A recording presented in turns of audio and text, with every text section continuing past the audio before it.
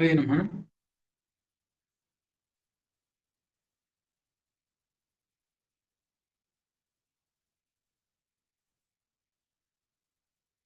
ಶ್ರೀ ಗುರುಭ್ಯೋ ನಮಃ. ಹರಿ ಓಂ. ನಾರಾಯಣಾಯ ಪರಿಪೂರ್ಣ ಗುಣಾರ್ಣವಾಯ ವಿಶ್ವೋದಯಸ್ಥಿತಿಲಯೋನ್ನಿಯತಿಪ್ರದಾಯ ಜ್ಞಾನಪ್ರದಾಯ ವಿಬುಧಾಸುರಸೌಖ್ಯದುಃಖ ಸತ್ಕಾರಣಾಯ ವಿತತಾಯ ನಮೋ ನಮಸ್ತೆ. ಅಶೇಷವಾಗ್ಜಾಡ್ಯಮಲಾಪಹಂತ್ರಿ ನವಂ ನವಂ ಸ್ಪಷ್ಟಸುವಾಕ್ಪ್ರದಾಯಿನಿ ಮೇಹ ಜಿಹ್ವಾಗ್ರಸುರಂಗನರ್ತಕೀ ಭವಪ್ರಸನ್ನಾ ವದನೇ ಚ ಮೇ ಶ್ರೀಃ.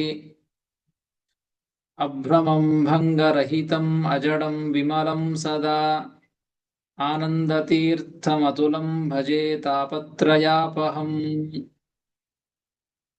ಯಸ್ಯ ವಾಕ್ಕಾಮಧೇನುರ್ನಃ ಕಾಮಿತಾರ್ಥಾನ್ ಪ್ರಯಚ್ಛತಿ ಸೇವೆ तं ಜಯಯೋಗೀಂದ್ರಂ ಕಾಮಬಾಣಚ್ಛಿದಂ ಸದಾ. ಪೂಜ್ಯಾಯ ರಾಘವೇಂದ್ರಾಯ ಸತ್ಯಧರ್ಮರತಾಯ ಚ ಭಜತಾಂ ಕಲ್ಪವೃಕ್ಷಾಯ ನಮತಾಂ ಕಾಮಧೇನವೇ.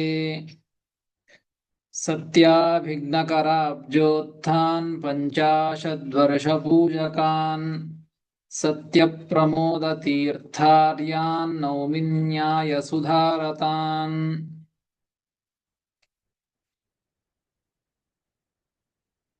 ಆಪಾದಮೌಲಿಪರ್ಯಂತಂ ಗುರುಣಾಂ ಆಕೃತಿಂ ಸ್ಮರೇತ್ ತೇನ ವಿಘ್ನಾಃ ಪ್ರಣಶ್ಯಂತಿ ಸಿದ್ಧ್ಯಂತಿ ಚ ಮನೋರಥಾಃ. ಶ್ರೀ ಗುರುಭ್ಯೋ ನಮಃ. ಹರಿ ಓಂ. ಶ್ರೀಮನ್ ಮಹಾಭಾರತ ತಾತ್ಪರ್ಯ ನಿರ್ಣಯದ 2ನೇ ಅಧ್ಯಾಯ ಭಾರತ ವಾಕ್ಯೋದ್ಧಾರ. ಈ ಅಧ್ಯಾಯದಲ್ಲಿ ಶ್ರೀಮದಾಚಾರ್ಯರು ವಾಯುದೇವರ ಒಂದು ಮಹತ್ವವನ್ನ ತಿಳಿಸ್ತಾ, ತಾರತಮ್ಯ ಕ್ರಮವನ್ನ ತಿಳಿಸ್ತಾ ವಾಯುದೇವರ ಒಂದು ಮಹತ್ವವನ್ನ ತಿಳಿಸಿದ್ದು, ಆ ವಾಯುದೇವರ ಅವತಾರರೇ ಹನುಮ ಭೀಮ ಮಧ್ವರು ಅಂತ ಈ ರೀತಿಯಾಗಿ ತಿಳಿಸೋದಕ್ಕಾಗಿ ಆ ವಿಷಯದಲ್ಲಿ ವೇದಗಳನ್ನೇ ಪ್ರಮಾಣವನ್ನಾಗಿ ಶ್ರೀಮದಾಚಾರ್ಯ ಉದಾಹರಣೆಯನ್ನು ಮಾಡ್ತಾ ಇದ್ದದ್ದು ಬಳಿತ್ಥ ಸೂಕ್ತವನ್ನ ಉದಾಹರಣೆಯನ್ನಾಗಿ ಮಾಡಿದ್ದಾರೆ. ಮೊದಲನೆಯ ಮಂತ್ರದಲ್ಲಿ ಮೊನ್ನೆ ತಿಳಿದಂತೆ ಅಲ್ಲಿ ವಾಯುದೇವರ ಮೊದಲನೆಯ ಅವತಾರ, 2ನೇ ಅವತಾರ, 3ನೇ ಅವತಾರ, ಮೊದಲನೆಯ ಮೂಲ ರೂಪದಲ್ಲಿ ಏನು ಶಕ್ತಿ ಇದೆಯೋ ಆ ಎಲ್ಲ ಶಕ್ತಿಯೂ ಕೂಡ ಸಮಾನವಾಗಿಯೇನೆ ಅವತಾರ ರೂಪಗಳಲ್ಲಿಯೂ ಕೂಡ ಇದೆ, ಏನು ವ್ಯತ್ಯಾಸ ಇಲ್ಲ ಅಂತ ಹೇಳಿ ಮೊದಲನೇ ಮಂತ್ರದಲ್ಲಿ ಕೊನೆಯ 2 ಪಾದಗಳಲ್ಲಿ ಹನುಮಂತ ದೇವರು ಈ ವಾಯುದೇವರ ಅವತಾರರು ಎಂಬುದನ್ನ ತಿಳಿಸಿಕೊಟ್ಟಿದ್ದಾರೆ. ಇನ್ನು ಮುಂದಿನ ಮಂತ್ರ 2ನೆಯ ಮಂತ್ರದಲ್ಲಿ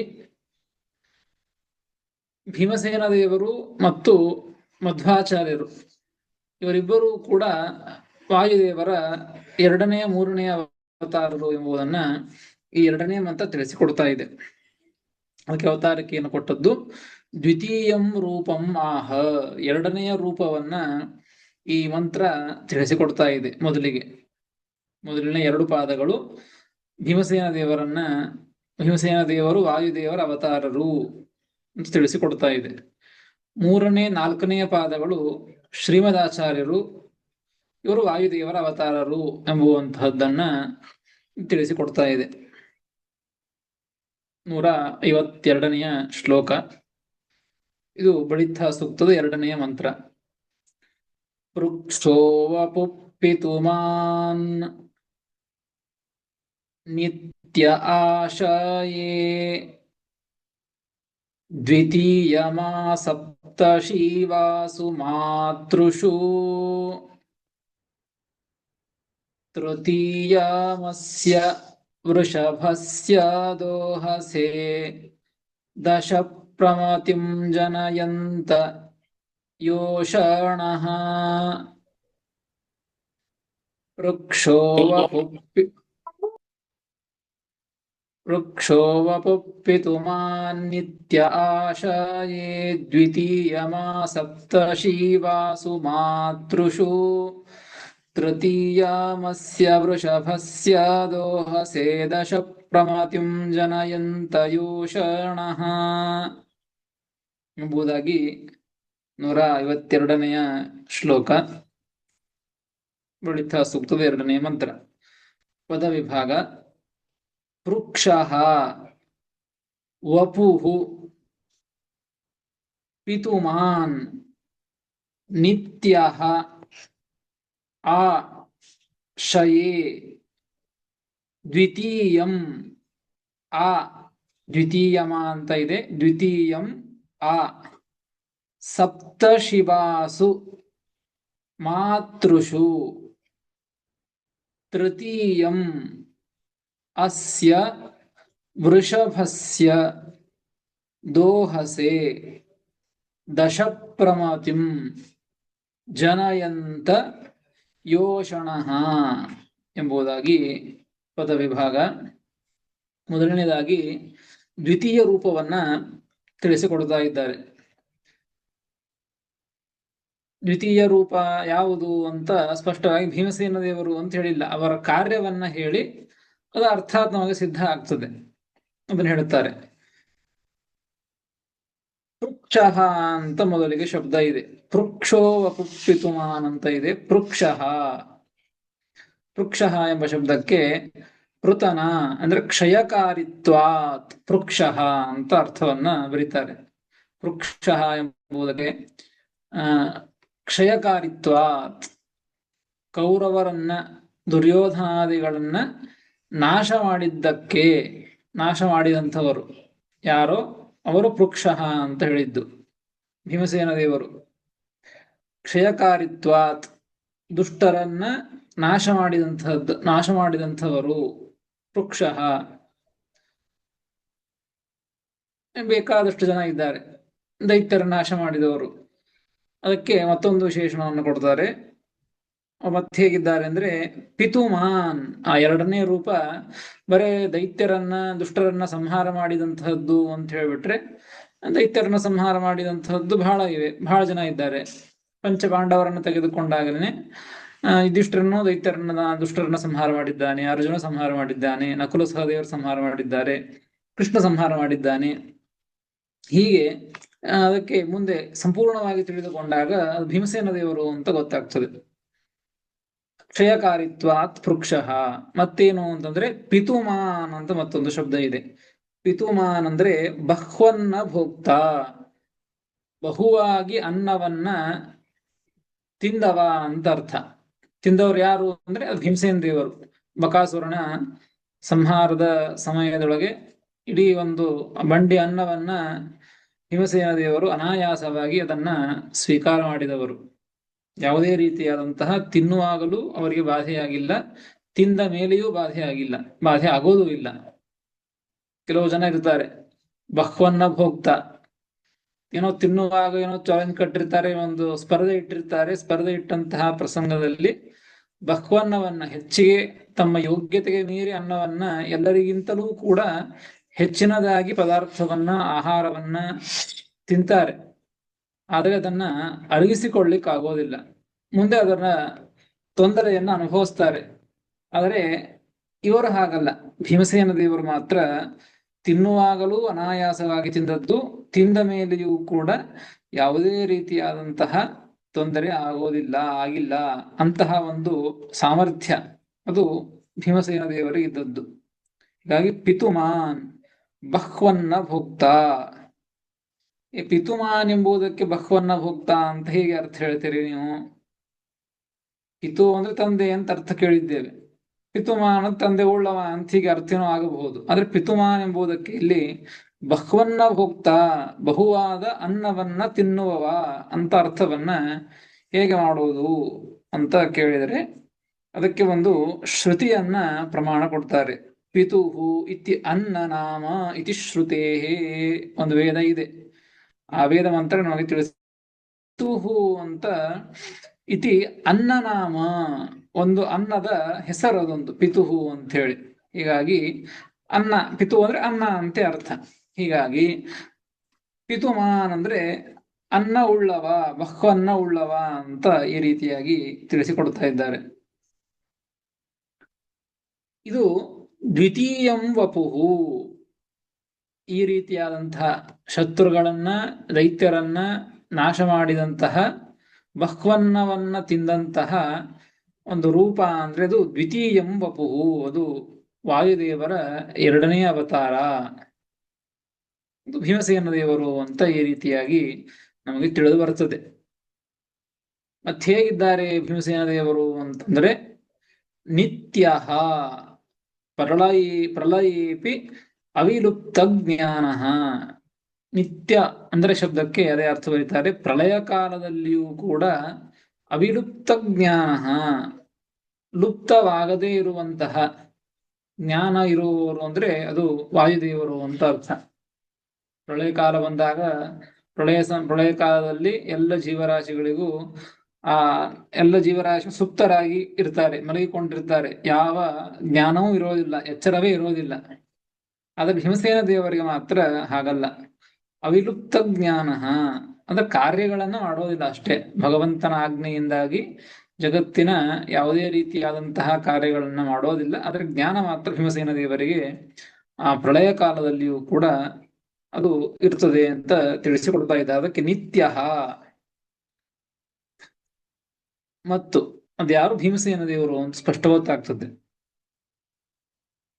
ಸಪ್ತ ಶಿವಾಸು ಮಾತೃಷು, ಇಂತಹ ದ್ವಿತೀಯಂ ವಪುಹು, ನಿತ್ಯವಾದ ಅವಿಲುಪ್ತವಾದ ಜ್ಞಾನವುಳ್ಳಂತಹ, ಶತ್ರುಗಳ ನಾಶಕ್ಕೆ ಕಾರಣರಾದಂತಹ ಮತ್ತು ಬಹ್ವನ್ನವನ್ನ ತಿಂದಂತಹ ಎರಡನೆಯ ಅವತಾರವಾದಂತಹ ಎರಡನೆಯ ವಪು, ದ್ವಿತೀಯಂ ವಪುಹು, ಎರಡನೆಯ ವಪು ದೇಹ ಅವತಾರ ಅಂದರೆ ಭೀಮಸೇನ ದೇವರು. ಇಂಥವರು ಏನ್ ಮಾಡ್ತಾರೆ ಅಂದ್ರೆ ಹೆಂಗಿದ್ದಾರೆ ಅಂದ್ರೆ ಸಪ್ತ ಶಿವಾಸು ಮಾತೃಷು. ಸಪ್ತ ಶಿವಾಸು ಅಂದ್ರೆ ಸಪ್ತ ಅಂದ್ರೆ 7, ಶಿವಾಸು ಅಂದ್ರೆ ಶಿವ ಶಬ್ದಕ್ಕೆ ಮಂಗಲ ಅಂತ ಅರ್ಥ ಇದೆ. ಕಲ್ಯಾಣಂ ಮಂಗಲಂ ಶಿವಂ ಅಂತೂ ಇದೆ, ಶುಭಂ ಅಂತೂ ಇದೆ. ಎಲ್ಲವೂ ಕೂಡ ಮಂಗಲವನ್ನ ತಿಳಿಸಿಕೊಡುವಂತಹ ಶಬ್ದ, ಮಂಗಲ ಎಂಬುವಂತಹ ಅರ್ಥವನ್ನ. ಹೀಗಾಗಿ ಸಪ್ತ ಶಿವಾಸು ಅಂದ್ರೆ 7 ಮಂಗಲಕರವಾದಂತಹ ಗ್ರಂಥಗಳು, ಶಾಸ್ತ್ರಗಳು ಅಂತ ಅರ್ಥ. ಅದು ಯಾವುದು ಅಂದ್ರೆ ಋಗಾದ್ಯಾಶ್ಚತ್ವಾರ, ಋಗ್ವೇದ, ಯಜುರ್ವೇದ, ಸಾಮವೇದ, ಅಥರ್ವವೇದ ಅಂತ 4 ವೇದಗಳು. ಮತ್ತು ಇತಿಹಾಸ ಪುರಾಣಂ ಪಂಚರಾತ್ರಕಂ ಇತಿ ಸಪ್ತ ಸಂಖ್ಯಾಕಾಸು. ಇತಿಹಾಸ ಅಂದ್ರೆ ಮಹಾಭಾರತ, ಪುರಾಣಗಳು, ಪಂಚರಾತ್ರ, ಒಟ್ಟು ಇಷ್ಟು 7 ಆಯ್ತು. 4 ವೇದಗಳು ಮತ್ತು ಇತಿಹಾಸ, ಪುರಾಣ, ಪಂಚರಾತ್ರ, ಈ 7. ಈ 7ರಲ್ಲಿಯೂ ಕೂಡ ಸಪ್ತ ಸಂಖ್ಯಾಕಾಸು, ಸಪ್ತ ಸಂಖ್ಯೆ 7 ಸಂಖ್ಯೆ ಇರುವಂತಹ ಈ ಶಾಸ್ತ್ರಗಳಲ್ಲಿ ನಿರ್ದೋಷತ್ವಾತ್ ಶಿವಾಸು ಮಂಗಲ ರೂಪಾಸು, ಮಂಗಲಾಖ್ಯ ವಿಷ್ಣು ಪ್ರತಿಪಾದಕಾಸು ಅಂತ ಅರ್ಥ ಬರೀತಾರೆ. ಇವುಗಳಿಗೆ ಶಿವ ಅಂತ ಯಾಕೆ ಮಂಗಲ ಅಂತ ಯಾಕೆ ಅಂದ್ರೆ ಮಂಗಲನಾದಂತಹ ಆ ವಿಷ್ಣುವನ್ನ, ಭಗವಂತನನ್ನ ಪ್ರತಿಪಾದನೆ ಮಾಡುತ್ತವೆ. 4 ವೇದಗಳು ಭಗವಂತನನ್ನೇ ಪ್ರತಿಪಾದನೆ ಮಾಡುವುದು, ಮುಖ್ಯವಾಗಿ ಎಲ್ಲ ವೇದಗಳು ಕೂಡ. ಇತಿಹಾಸ, ಪುರಾಣ ಮತ್ತು ಪಂಚರಾತ್ರ ಇವೆಲ್ಲವೂ ಕೂಡ ವಿಷ್ಣುವನ್ನೇ, ಮಂಗಲ ರೂಪನಾದಂತಹ ವಿಷ್ಣುವನ್ನೇ ಪ್ರತಿಪಾದನೆ ಮಾಡ್ತಾ ಇವೆ.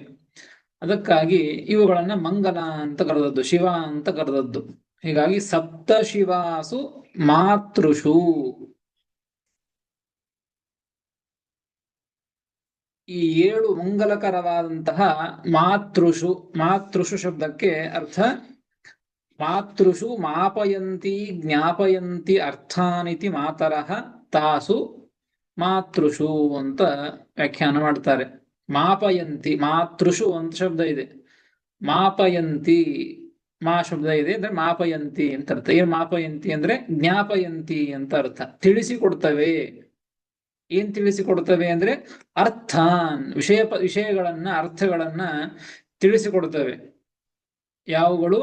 ಈ ಏಳುಗಳು. ಅದಕ್ಕಾಗಿ ಅರ್ಥಗಳನ್ನ ಯಾವುದು ಹೊಸದಾದಂತಹ ಅರ್ಥವನ್ನ ಯಾವುದು ತಿಳಿಸಿಕೊಡ್ತವೋ ಅವುಗಳನ್ನ ಮಾತೃ ಅಂತ ಕರೆದದ್ದು. ಮಾತರಹ ತಾಸು ಪ್ರಮಾಣ ರೂಪಾಸು ಅಂದ್ರೆ ಪ್ರಮಾಣಗಳು ಅಂತ ಅರ್ಥ. ಈ ಪ್ರಮಾಣಗಳಲ್ಲಿ ಸಪ್ತಶಿವಾಸು ಮಾತೃಷು. ನೋಡ್ರಿ, ಇಲ್ಲಿ ಟಿಪ್ಪಣಿಕಾರ ಬರೀತಾರೆ, ನಿತ್ಯ ಅಂತ ಶಬ್ದ ಇದೆ. ಮೊದಲಿಗೆ ಅರ್ಥವನ್ನ ತಿಳಿದುಕೊಂಡದ್ದು. ನಿತ್ಯ ಎಂಬುದಕ್ಕೆ ಪ್ರಳಯ ಕಾಲದಲ್ಲಿಯೂ ಕೂಡ ಅವಿಲುಪ್ತವಾದ ಜ್ಞಾನ ಉಳ್ಳವರು ಭೀಮಸೇನ ದೇವರು ಅಂತ. ಈಗ ನಿತ್ಯ ಶಬ್ದವನ್ನ ಇಲ್ಲೂ ಸೇರಿಸ್ಕೊಳ್ಬೇಕು. ನಿತ್ಯ ಸಪ್ತಶಿವಾಸು ಮಾತೃಷು. ನಿತ್ಯ ಎಂಬುದಕ್ಕೆ ಸಪ್ತಮಿ ವಿಭಕ್ತಿ ಮಾಡ್ಕೋಬೇಕು. ನಿತ್ಯೇಶು ಅಂತ. ನಿತ್ಯಾಸು ಅಂತ ಸ್ತ್ರೀಲಿಂಗ ಶಬ್ದಗಳಾದ್ದರಿಂದ ನಿತ್ಯಾಸು ಸಪ್ತಶಿವಾಸು ಮಾತೃಷು. ನಿತ್ಯವಾದಂತಹ 7 ಮಂಗಲಕರವಾದಂತಹ ಈ ಪ್ರಮಾಣ ಗ್ರಂಥಗಳಲ್ಲಿ, ಪ್ರಮಾಣ ಶಾಸ್ತ್ರಗಳಲ್ಲಿ ಆಶಯೇ ಆ ಭೀಮಸೇನ ದೇವರು ಏನ್ ಮಾಡ್ತಾ ಇದ್ದಾರೆ ಅಂದ್ರೆ ಶಯೇ ಅಂದ್ರೆ ಸಮ್ಯಕ್, ಚೆನ್ನಾಗಿ ಅಂತ ಅರ್ಥ. ಶಯೇ ಅಂದ್ರೆ ಮಲಗಿಕೊಳ್ಳುವುದು ಅಂತ ಅರ್ಥ, ಮಲಗಿಕೊಳ್ಳುತ್ತಾನೆ ಅಂತ ಅರ್ಥ. ಈ ಗ್ರಂಥಗಳಲ್ಲಿ, ಈ ಎಲ್ಲ ಪ್ರಮಾಣಗಳಲ್ಲಿ, 7 ಪ್ರಮಾಣಗಳಲ್ಲಿ ಇಂತಹ ವ್ಯಕ್ತಿಗಳು, ಭೀಮಸೇನ ದೇವರು ಆಶಯೇ ಚೆನ್ನಾಗಿ ಮಲಗಿಕೊಳ್ಳುತ್ತಾರೆ ಅಂತ ಅರ್ಥ.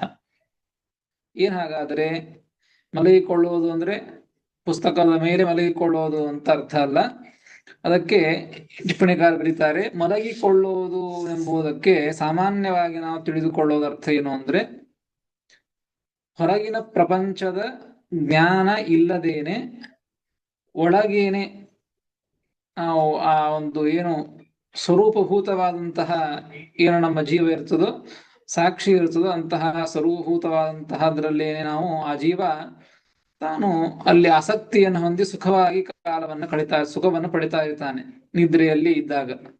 ಹೊರಗಿನ ಪ್ರಪಂಚದ ಜ್ಞಾನ ಇರೋದಿಲ್ಲ, ಕೇವಲ ಒಳಗಿನ ಅಂತಃಕರಣದಿಂದ ಮಾತ್ರ ಆ ಸುಖ ಸಾಕ್ಷಿ ರೂಪವಾದಂತಹದ್ರಿಂದ ಸುಖ ಜ್ಞಾನ ಆಗ್ತಾ ಇರ್ತದೆ. ಒಳಗಿನ ಜ್ಞಾನ ಆಗ್ತಾ ಇರ್ತದೆ, ಹೊರಗಿನ ಜ್ಞಾನ ಆಗ್ತಾ ಇರೋದಿಲ್ಲ.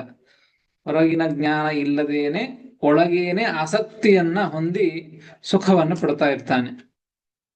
ಇದು ಮಲಗಿಕೊಳ್ಳುವುದು ಎಂಬುದಕ್ಕೆ ಅರ್ಥ. ಹಾಗಾದರೆ ಭೀಮಸೇನ ದೇವರು 7 ಪ್ರಮಾಣಗಳಲ್ಲಿ ಚೆನ್ನಾಗಿ ಮಲಗಿಕೊಳ್ಳುತ್ತಾರೆ ಅಂತಂದರೆ ಅದಕ್ಕೆ ಅರ್ಥ ಹೇಳ್ತಾರೆ, ಯಥಾ ಸುಪ್ತ ಬಾಹ್ಯ ಅಜ್ಞಾನೇನ ಅಂತಃ ಏವ ಆಸಕ್ತಃ ಭವತಿ.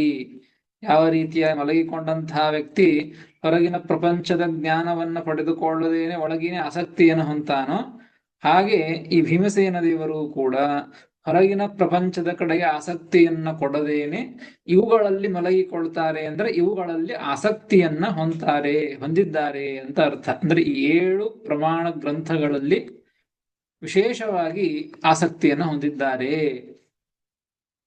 ಎಂಬುದಾಗಿ ಅರ್ಥವನ್ನ ತಿಳಿಸ್ತಾ ಇದ್ದಾರೆ. ಹೀಗಾಗಿ ಸಪ್ತ ಶಿವಾಸು ಮಾತೃಷು ನಿತ್ಯಾಸು, ನಿತ್ಯವಾದಂಥವುಗಳು ಅವು 7ಗಳು. ಅಂತಹ ಗ್ರಂಥಗಳಲ್ಲಿ 4 ವೇದಗಳು, ಇತಿಹಾಸ, ಪುರಾಣ, ಪಂಚರಾತ್ರ, ಈ 7ಗಳಲ್ಲಿ ಚೆನ್ನಾಗಿ ಆಸಕ್ತಿಯನ್ನ ಹೊಂದಿದ್ದಾರೆ.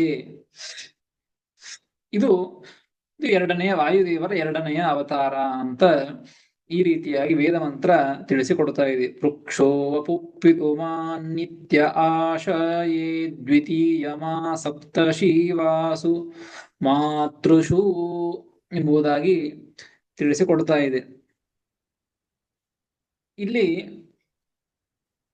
ನಿತ್ಯಾಸು ಅಂತ ಹೇಳಿದ್ದು, ಇವುಗಳ ಜೊತೆಗೆ ನಿತ್ಯ ಶಬ್ದವನ್ನು ಸೇರಿಸಿಕೊಂಡಾಗ ನಿತ್ಯಾಸು ಸಪ್ತಶಿವಾಸು ಮಾತೃಷು ಅಂತ ಹೇಳಿದ್ದು. ಇವುಗಳಲ್ಲಿ ಎಲ್ಲವೂ 7ಗಳು ನಿತ್ಯ ಅಂತ ಹೇಳ್ತಾ ಇದ್ದದ್ದು. ಇದರ ಅರ್ಥ 7ಗಳು ನಿತ್ಯ ಅಂತ ಆ ರೀತಿಯಾಗಿ ಯಥಾವಸ್ಥಿತ ಎಲ್ಲ ಒಂದೇ ರೀತಿಯಾಗಿ ತಿಳಿದುಕೊಳ್ಳೋದಲ್ಲ. 4 ವೇದಗಳು ನಿತ್ಯವಾಗಿ ಇವೆ. ಇತಿಹಾಸ, ಪುರಾಣ, ಪಂಚರಾತ್ರ ಇವು ನಿತ್ಯ ಹೌದೋ ಏನೋ ಅಂತ ಕೇಳಿದ್ರೆ ಇವು ನಿತ್ಯ ಅಲ್ಲ. ಇವು ಕಲ್ಪ ಮುಗದಂತೆ ಮತ್ತೆ ಅವುಗಳು ನಾಶವಾಗ್ತವೆ, ಮತ್ತೆ ಸೃಷ್ಟಿಯಾಗ್ತವೆ. ಇತಿಹಾಸ ಪುರಾಣ ಪಂಚರಾತ್ರಗಳು ನಿತ್ಯ ಅಂತ ಹೇಗಾಗ್ತದೆ ಅಂತ ಅದಕ್ಕೆ ಟಿಪ್ಪಣಿಕಾರ ಬರೀತಾರೆ. ಅತ್ರ ಕೇಶಾಂಚಿತ್ ಅರ್ಥತಃ ನಿತ್ಯತ್ವಂ ಜ್ಞೇಯಂ. ವೇದಗಳು ನಿತ್ಯ ಅಂತಂದ್ರೆ ಅವುಗಳ ಅರ್ಥವೂ ನಿತ್ಯವಾಗಿ ಇರುತ್ತದೆ, ಅರ್ಥದಲ್ಲಿ ಏನು ವ್ಯತ್ಯಾಸ ಆಗುವುದಿಲ್ಲ. ಅಷ್ಟೇ ಅಲ್ಲ, ವೇದದ ಆನುಪೂರ್ವಿ, ವೇದಗಳು ಹೇಗೆ ಒಂದು ಅಕ್ಷರವಾದ ಮೇಲೆ ಒಂದು ಅಕ್ಷರ ಇರುತ್ತದೋ, ಒಂದು ಪದ ಆದ್ಮೇಲೆ ಒಂದು ಪದ ಇರುತ್ತದೋ, ಅವುಗಳು ಮಾತ್ರ ವ್ಯತ್ಯಾಸ ಆಗೋದಿಲ್ಲ. ಎಷ್ಟೇ ಕಲ್ಪಗಳು ಹೋಗಲಿ, ಅನಾದಿ ಕಾಲದಿಂದ ಅನಂತ ಕಾಲದವರೆಗೂ ಕೂಡ ಅದೇ ಆನುಪೂರ್ವಿ ಇರುತ್ತದೆ. ಅಂದ್ರೆ ವೇದದ ಮೊದಲಿಗೆ ಇದ್ದಂತಹದ್ದು ಅಗ್ನಿಮೀಳೆ ಪುರೋಹಿತಂ ಅಂತ ವೇದಗಳು ಪ್ರಾರಂಭದ ವೇದ. ಹೀಗಾಗಿ ಅಂತಹ ವೇದ ನೋಡಿ, ಅಗ್ನಿಮೀಳೆ ಪುರೋಹಿತಂ ಅಂತ ಇದೆ. ಈ ಒಂದು ಬ್ರಹ್ಮಕಲ್ಪದಲ್ಲಿ ಅಗ್ನಿಮೀಳೆ ಪುರೋಹಿತಂ ಅಂತಿದೆ. ಮುಂದಿನ ಕಲ್ಪದಲ್ಲಿ ಪುರೋಹಿತಂ ಅಗ್ನಿಮೀಳೆ ಅಂತ ಹೀಗಾಗ್ತದೆ. ಅಂದ್ರೆ ಅರ್ಥದಲ್ಲಿಯೂ ವ್ಯತ್ಯಾಸ ಆಗೋದಿಲ್ಲ, ಶಬ್ದಗಳಲ್ಲಿಯೂ ವ್ಯತ್ಯಾಸ ಆಗೋದಿಲ್ಲ, ಪದಗಳಲ್ಲಿ ವ್ಯತ್ಯಾಸ ಆಗೋದಿಲ್ಲ. ಹೇಗಿದೆಯೋ ಅನಾದಿ ಕಾಲದಿಂದ ಅನಂತ ಕಾಲದವರೆಗೂ ಕೂಡ ವೇದಗಳು ನಿತ್ಯ. ಅಂದ್ರೆ ಶಬ್ದಗಳಲ್ಲಿಯೂ ವ್ಯತ್ಯಾಸ ಇಲ್ಲ, ಅರ್ಥದಲ್ಲಿಯೂ ವ್ಯತ್ಯಾಸ ಇಲ್ಲ. ಆದರೆ ಇತಿಹಾಸ ಪುರಾಣ ಪಂಚರಾತ್ರ ಇವುಗಳು ಮಾತ್ರ ನಿತ್ಯವಾಗಿವೆ ಅಂತಂದ್ರೆ ಅವುಗಳ ಅರ್ಥ ಮಾತ್ರ ನಿತ್ಯ.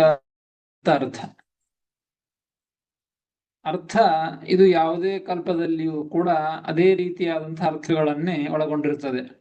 ಆದರೆ ಶಬ್ದಗಳಲ್ಲಿ ಅಕ್ಷರಗಳಲ್ಲಿ ವ್ಯತ್ಯಾಸ ಮಾಡ್ತಾನೆ ಭಗವಂತ. ಉದಾಹರಣೆಗೆ ಭಾಗವತದ ಶ್ಲೋಕವನ್ನ ಇಟ್ಕೊಂಡ್ರೆ ಜನ್ಮಾದ್ಯಸ್ಯ ಯತೋನ್ಮಯಾಜಿತರತಶ್ಚಾರ್ಥೇಷ್ವಭಿಘ್ನ ಸ್ವರಾಟ್ ಅಂತ ಇದೆ. ಇದು ಭಾಗವತದ ಶ್ಲೋಕ. ಅದಕ್ಕೇನ್ ಅರ್ಥ ಇದೆಯೋ ಈ ಅರ್ಥ ಮುಂದಿನ ಕಲ್ಪದಲ್ಲಿ ಇದೇ ಇರ್ತದೆ. ಆದರೆ ಶಬ್ದಗಳು ಮಾತ್ರ ಇವೇ ಇರ್ತವೆ ಅಂತ ಇಲ್ಲ, ವ್ಯತ್ಯಾಸ ಆಗ್ತವೆ. ಜನ್ಮಾದ್ಯಸ್ಯ ಎಂಬುದಕ್ಕೆ ಮತ್ತೊಂದು ಶಬ್ದವನ್ನ ಅಲ್ಲಿ ಇಡಬಹುದು ದೇವರು. ಇಟ್ಟು ಇಡೀ ಹೀಗೆ ಇತಿಹಾಸ ಪುರಾಣ ಪಂಚರಾತ್ರ ಈ ಗ್ರಂಥಗಳ 3 ಗ್ರಂಥಗಳನ್ನು ಕೂಡ, ಎಲ್ಲ ಪುರಾಣಗಳನ್ನು ಕೂಡ ಭಗವಂತ ಅಲ್ಲಿ ಆನುಪೂರ್ವಿ ಅಕ್ಷರಗಳ ವ್ಯತ್ಯಾಸ ಮಾಡಿರ್ತಾನೆ, ಪದಗಳ ವ್ಯತ್ಯಾಸ ಆಗಿರ್ತವೆ, ಅರ್ಥಗಳು ಮಾತ್ರ ವ್ಯತ್ಯಾಸ ಆಗೋದಿಲ್ಲ. ಹೀಗಾಗಿ ಇವುಗಳು ನಿತ್ಯ ಅಂದ್ರೆ ಅಕ್ಷರಗಳಲ್ಲಿ ಪದಗಳಲ್ಲಿ ಯಥಾವಸ್ಥಿತವಾಗಿರುವಂತಹ ನಿತ್ಯತ್ವವನ್ನು ಹೇಳ್ತಾ ಇಲ್ಲ, ಅರ್ಥಗಳಲ್ಲಿ ಮಾತ್ರ ನಿತ್ಯತ್ವವನ್ನ ತಿಳಿದುಕೊಳ್ಳಬೇಕು.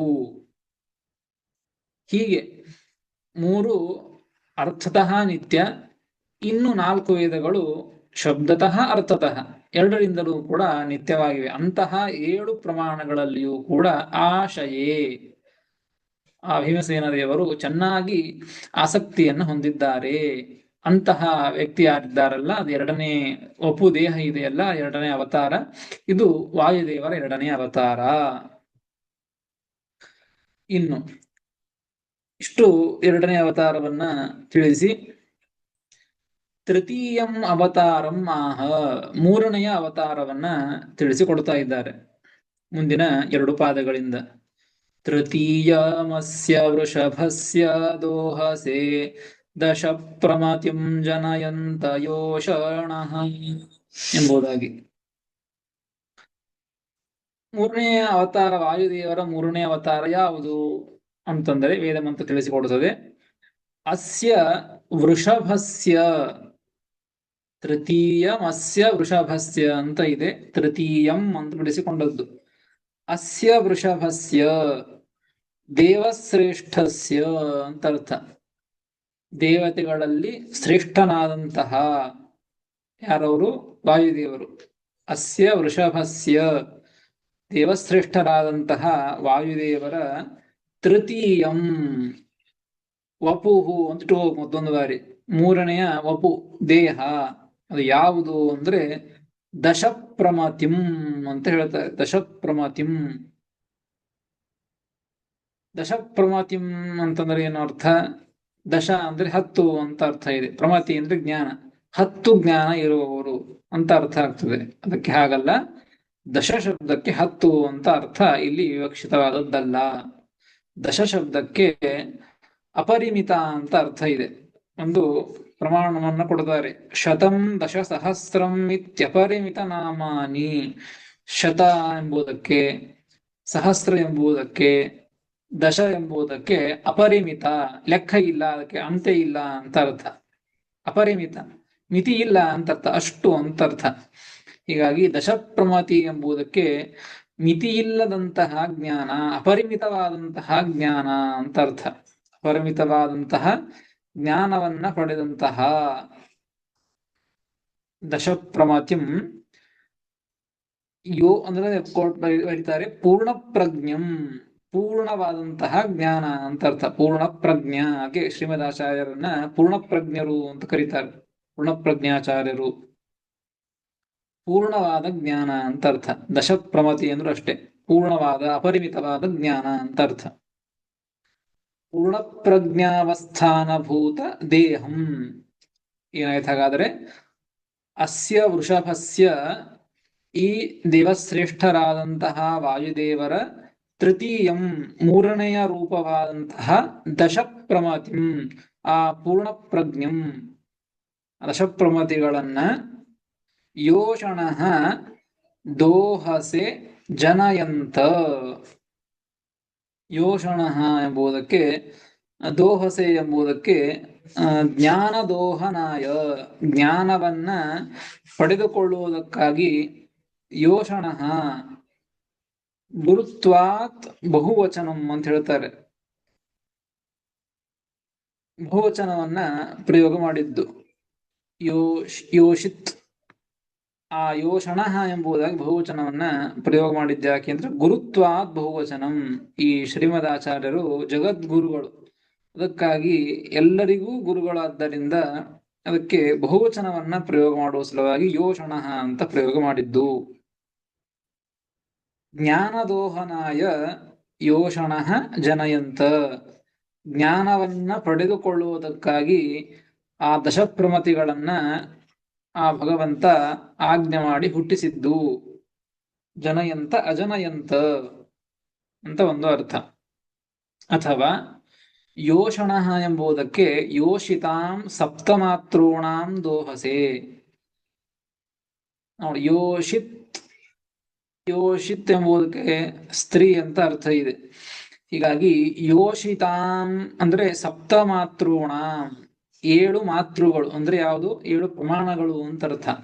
ಆ 7 ಪ್ರಮಾಣಗಳನ್ನ ದೋಹಸೆ, ಅವುಗಳನ್ನ ಏನ್ ಮಾಡ್ಬೇಕಾಗಿದೆ ಅಂದ್ರೆ ಅವನು ದೋಹಸೆ ಅಂದ್ರೆ ದೋಹನ ಮಾಡುವುದು ಅಂದ್ರೆ ಕರಿಯೋದು, ಆಕಳಿನ ಹಾಲನ್ನ ಕರಿಯುವಂತೆ ಆ ಸಪ್ತ ಪ್ರಮಾಣಗಳನ್ನ, 7 ಪ್ರಮಾಣಗಳನ್ನ ಕರಿಬೇಕಾಗಿದೆ. ಅದರಿಂದ ಜ್ಞಾನವನ್ನ ಹೊರಗೆ ತೆಗಿಬೇಕಾಗಿದೆ, ಎಲ್ಲರಿಗೂ ಉಪದೇಶ ಮಾಡಬೇಕಾಗಿದೆ. ಅದಕ್ಕಾಗಿ ಜ್ಞಾನ ಪ್ರಕಟನಾಯ ಅಂತ ಅರ್ಥ. ಆ 7 ಪ್ರಮಾಣ ಗ್ರಂಥಗಳ ಜ್ಞಾನವನ್ನ ಪ್ರಕಟ ಮಾಡುವ ಸಲುವಾಗಿ ಜನಯಂತ, ಇವರನ್ನ ಭಗವಂತ ವಾಯುದೇವರನ್ನೇ 3ನೇ ಅವತಾರವನ್ನಾಗಿ ಶ್ರೀಮದಾಚಾರ್ಯರನ್ನ ಭಗವಂತ ಹುಟ್ಟಿಸಿದ. ಅಥವಾ ಯದ್ವಾ ಯೋಷಣಃ ವಿದ್ಯಾಭಿಮಾನಿನ್ಯೋ. ಯೋಷಣಃ ಎಂಬ ಬಹುವಚನ ಇದೆ. ಯೋಷಿತ್ ಅಂದ್ರೆ ಸ್ತ್ರೀ, ಯೋಷಣಃ ಅಂದ್ರೆ ಸ್ತ್ರೀಯರು. ಯಾವ ಸ್ತ್ರೀಯರು ಅಂದ್ರೆ ವಿದ್ಯಾಭಿಮಾನಿನಿಯಾದಂತಹ ಶ್ರೀ ಭೂ ದುರ್ಗಾಖ್ಯ, ಆ ದೇವತೆಗಳು, ಲಕ್ಷ್ಮೀ ದೇವಿಯ 3 ರೂಪಗಳು, ಇವರು ವಿದ್ಯಾಭಿಮಾನಿಗಳು. ಹೀಗಾಗಿ ಇಂತಹ ಲಕ್ಷ್ಮೀದೇವಿ ಜಗತ್ತಿನಲ್ಲಿರತಕ್ಕಂತಹ ಸಜ್ಜನರಿಗೆ ಜ್ಞಾನವನ್ನ ಹುಟ್ಟಿಸೋದಕ್ಕಾಗಿ, ಆ ಈ ಎಲ್ಲ ಪ್ರಮಾಣಗಳಿಂದ ದೋಹನ ಮಾಡಿಕೊಳ್ಳುವುದಕ್ಕಾಗಿ ಇಂತಹ ವಾಯುದೇವರನ್ನ ಶ್ರೀಮದಾಚಾರ್ಯರನ್ನಾಗಿ, ಮಧ್ವಾಚಾರ್ಯರನ್ನಾಗಿ ಜನಯಂತ ಅಂದ್ರೆ ಅಜನಯಂತ ಹುಟ್ಟಿಸಿದರು. ಅವರು ಹುಟ್ಟಿದರು. ವಾಯುದೇವರು 3ನೇ ಅವತಾರವಾಗಿ ಮಧ್ವಾಚಾರ್ಯರಾಗಿ ಅವತಾರವನ್ನ ಮಾಡಿದರು ಅಂತ ಈ ರೀತಿಯಾಗಿ ವೇದಮಂತ್ರ ತೃತೀಯಮಸ್ಯ ವೃಷಭಸ್ಯ ದೋಹಸೆ ದಶ ಪ್ರಮತಿಂ ಜನಯಂತ ಯೋಷಣಃ ಎಂಬುದಾಗಿ ವಾಯುದೇವರ ಈ ಮಂತ್ರದಲ್ಲಿ 2ನೇ ಅವತಾರ 3ನೇ ಅವತಾರವನ್ನ ತಿಳಿಸಿಕೊಟ್ಟಿದ್ದಾರೆ. ಹೀಗೆ ಈ 2 ಮಂತ್ರಗಳಲ್ಲಿ, 1ನೇ 2ನೇ ಮಂತ್ರಗಳಲ್ಲಿ ಒಟ್ಟಾರೆ ವಾಯುದೇವರು 3 ರೀತಿಯಾಗಿ ಅವತಾರವನ್ನ ಮಾಡಿದ್ದಾರೆ ಅಂತ ತಿಳಿಸಿ, ಮುಂದಿನ ಮಂತ್ರದಲ್ಲಿ ಆ ಶ್ರೀಮದಾಚಾರ್ಯರ ಅವತಾರದ ಪ್ರಯೋಜನ ಏನು, ಯಾಕೆ ಅವತಾರವನ್ನ ಮಾಡಿದ್ದು ಭಗವಂತ ಯಾಕೆ ಅವತಾರವನ್ನ ಮಾಡು ಅಂತ ಶ್ರೀ ವಾಯುದೇವರಿಗೆ ಆಜ್ಞೆ ಮಾಡಿದ್ದು, ಆ ಪ್ರಯೋಜನ ಏನು ಎಂಬುದನ್ನ ಮುಂದಿನ ಮಂತ್ರಗಳಲ್ಲಿ ತಿಳಿಸಿಕೊಡ್ತಾರೆ. ಅದನ್ನು ಮತ್ತೆ ಮುಂದೆ ತಿಳಿಯೋಣ ಅಂತ ಹೇಳ್ತೇನೆ. ಶ್ರೀಕೃಷ್ಣಾರ್ಪಣಮಸ್ತು. ಹರಯೇ ನಮಃ. ಶ್ರೀಕೃಷ್ಣಾರ್ಪಣಮಸ್ತು. ಹರಿಯೇ ನಮಃ. ನಮಸ್ಕಾರ ಆಚಾರ್ಯ.